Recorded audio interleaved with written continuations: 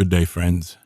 This is a voice-only video because, as you know, a face is just a distraction. First of all, thank you for being here. Your presence is, as always, very much appreciated. Today's topic is titled, Away with the Entitled and Welcome Go-Getters. Can we quickly go over the two categories of people mentioned in the title? Entitled versus go-getters. Since I already know that a simplistic analysis can be to categorize these individuals as a macro category of another broader one, let me say that the only aspect we do not want to associate is the one located at the opposites of the political spectrum. Do not categorize these individuals as liberals or conservatives, because the political spectrum has such a widespread influence on the entitled and on the go-getters that they don't just fall on one side or the other. No politics, please. Not now, not later. Let's see if we can get some value out of the analysis of these two opposite types of individuals. Never let the political ramifications get in the way of your evaluation. Those will make no difference in your daily life. Live these distinctions with the correct intellectual distance. What happens in your house is far more important than what happens in the world scene. Please do not be that person that even as an adult believes that things will eventually become easier. That one day an unspecified individual will whisper in your ear, "From now on, I will take care of everything. You go back to being a kid, so you will have no worries." Life is hard, and every day is a challenge. And that's beautiful as it is. We unconsciously tend to wish to relinquish our responsibilities, our successes, and our failures to somebody else. Every time that our world changes, our mind tricks us into believing that the next person in position of power will solve all of our problems. Slowly, as time passes, we realize that no one will solve our problems unless we do. Nothing different ever happens. No one person will come and lift you from your miserable existence into stardom. It's pointless to wait for one. It is actually quite sad to see that some of us are always waiting for someone else to come and solve our problems on our behalf. Stop believing in fairy tales, get a grip on your life, and start solving your own problems. Alice ain't coming to take you to Wonderland. Don't be the one complaining, be the one doing. Actively do something. Don't be hoping things will get better. What kind of strategy is that of hoping things will improve on their own? If you keep partying on the weekend and just keep a few bucks in the bank, living paycheck to paycheck, don't say that money can't buy happiness, because there's nothing heroic in poverty. The message is always the same. People are always divided between those that feel entitled to have before demonstrating to deserve, and those that will get themselves what they want. That if you violate no laws, the world is yours to take and to keep. Those that believe that the world should evolve based on merit, and those that believe we all deserve the same because we were born equal. It is only fair that if you organize and develop an enterprise, use your own capital, and offer work to others, only you should be the one to decide what to do with the value and the profits you generate. It's the basis of free enterprise. You cannot force the market to accept you, but if it does, it is fair that you are rewarded. On the other hand, if you have been broke for the past 10 years, have done very little to nothing to dig yourself out of that hole, there is something wrong. Yeah, with you. Let's stop pretending that all rich people were born with money. Unless you inherited your wealth, you are just like everyone else. You just worked your ass off a little harder than the next guy.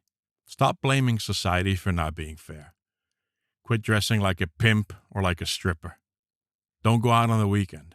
Don't party with friends during the week. Cut the weed and get in shape. Isolate from losers and get back to the books. Look for your place in society without waiting for someone else to do it on your behalf. And quit looking for handouts that are likely to be money taken from a hard worker. You can't say that you don't have a job. Please give me money. We're all the same. We all have the same rights. You're right. We have the same rights. But we also have the same duties. We should not try to reduce the gap between rich and poor by socializing the lack of wealth. Let us not even evaluate communism, because that is fundamentally economics without money. The world is populated by have and have-nots. One elaboration of this basic assumption is that since we're all the same with the same rights, equalize our economic results. That's BS. This deranged idea is that since we're all the same, it is inconceivable that we reach different economic results. Given then that you might have more than me, we have to take some from you and give it to me, so we can both have the same. This is one way to reduce the gap between rich and poor, and is by far the easiest method to reduce income inequalities. Alas, it's easy, but it's not fair. The main fallacy is believing that the rich have more because they cheated or had an unfair advantage over those that did not. There are plenty of individuals that come from a disadvantageous background who climbed out of poverty into the life of the rich and famous. This is usually done through hard work and not wasting time and money on one's way to success. In the Western world, using the lack of opportunities excuse does not hold up. There is a difference between equality of opportunity and equality of outcome. There is actually no direct correlation between the two realms of equality, as we might both start with equal opportunities. But if you don't work as hard as I do, there will obviously not be an equalized outcome, and there is no use demanding that equal opportunities have to descend into equal outcomes, as that would not take into account the different efforts put forth by different individuals. Some people work far more and far more productively than others. This is the reason different results can be reached from the same starting point. They deserve to and have more. Some individuals actually work harder, are smarter, and study in their free time. Others play video games, spend plenty of time on social media, and cannot pretend to have similar results. I'm a devoted believer in the market economy. That is, if you work hard and obtain something, it is yours to keep. I believe in private property and in the fundamental rights of mankind. I personally hate racism and despise racists. I cannot stand discrimination. We can all seek personal improvements, and what you make is yours, and no one can take it from you. If someone has more, it's likely because he worked harder and gave the market more value. But just in case that wealth was the fruit of dishonesty, it is fair that that person be jailed. The message is, get off your ass and create value. What you make is yours to keep. The flip side is to tax the richer so that they can support the ones that earn less. This is so because some people believe that wealth is both a sin and something to be ashamed of, as if it was immoral to be wealthy. Redistribution of wealth does not work. Simple as that. Those that are given handouts do not put much effort into raising their standards of living, and once the funds are gone, they are back to being as poor as they were before the handout. No research has ever proven that taking money from the rich to give to the poor is a solution sustainable in long term. Let me make it clear, very clear, that those unfortunate individuals that have been hit by life have to be taken care by the collectivity. No ifs or buts. The government, which means all of us, has a moral obligation to make sure that those citizens that cannot make it on their own are cared for and taken care of. Period. To me, if anyone goes hungry, the nation has failed, loud and clear. By the same token, I do not believe that someone who can work, who has spent his time sitting on his bum, playing video games or smoking weed, be allowed to come and demand that since I have more, I should contribute to support him.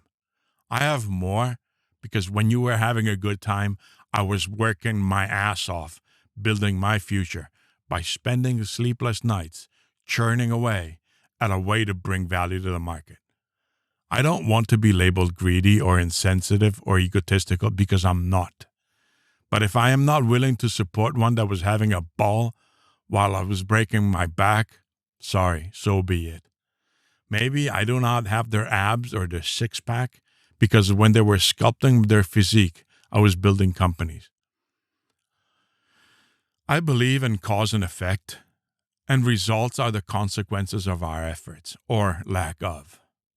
As you sow, so you reap.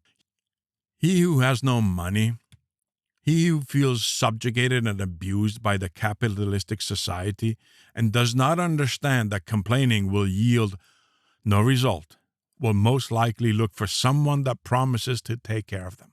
Someone that tells them that if they are as poor as they are, it's not their fault. You have been cheated. That's why you're poor. You deserve to be rich because you're the same as everybody else. It seems to me that our society is actually shifting towards an attitude where we will socialize support for that part of the population poorer than the other. Whilst I'm all for taking excellent care of those that cannot care for themselves or are struggling, whatever their cause, I don't care. What I oppose is the collective support offered to freeloaders. Those individuals that could support themselves but chose not to, lamenting all sorts of excuses. There are tons of governmentally awarded jobs. We can offer you a job to become a garbage collector, a train cleaner, a postal worker, or a city gardener, or whatever. If you refuse to get one of the jobs that you're being offered, or if you just show up to collect your check, then, from then on, you are on your own. We have had enough of the rich being blamed for all evil, for being criticized on how they spend their hard-earned cash.